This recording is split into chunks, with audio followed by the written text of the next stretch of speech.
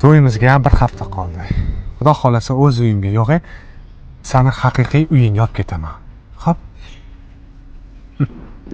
Qizim, buni hayot deyishadi. Nima bo'lgan taqdirda ham bu uy seni ham uying. Shuni unutma. Avoya, Dilbar ertaga uyiga ketyapti.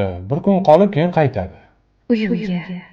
Meni uyim shu yer emasmi? Bo'ldi, xo'p bo'ladi. Xo'p. Voy. Qizim, bu narsalarni qoldirib o'zim qilaman. Hademay shom bo'lib qoladi. Uyingga bora qol, ket. Ket uyingga. Uyingga. Mana buni Qaysi birini o'rgandim. Yetkazib qo'y, xo'p? Salomlarimni ham yetkaz. Bo'ldi, bora qol. Uyingga chop bola. Erkaklar hech qachon bu narsani his qilishmaydi. Men hozir uydaman. Lekin uyga ketgim keladi. Ota uyimga boraman.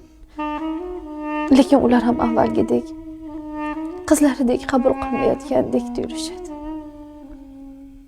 Keyin yana qaytaman. Uyga. Sizni, ya'ni erimni uyiga. Lekin yana uyga ketgim keladi. Ayol kishini uyi bo'lmaydi degani shu bo'lsa kerak. Bilasizmi nima? Men qizimga sep yig'mayman. Unga uy olib beraman. Kelajakda onasiga o'xshab uysiz ko'chmanchi bo'lmasligi uchun.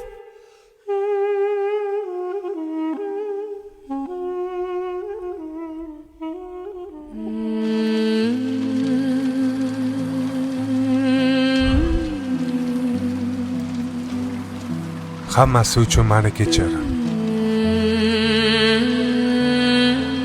Endi seni ham o'z uying bor. Ol. Bu sen uying.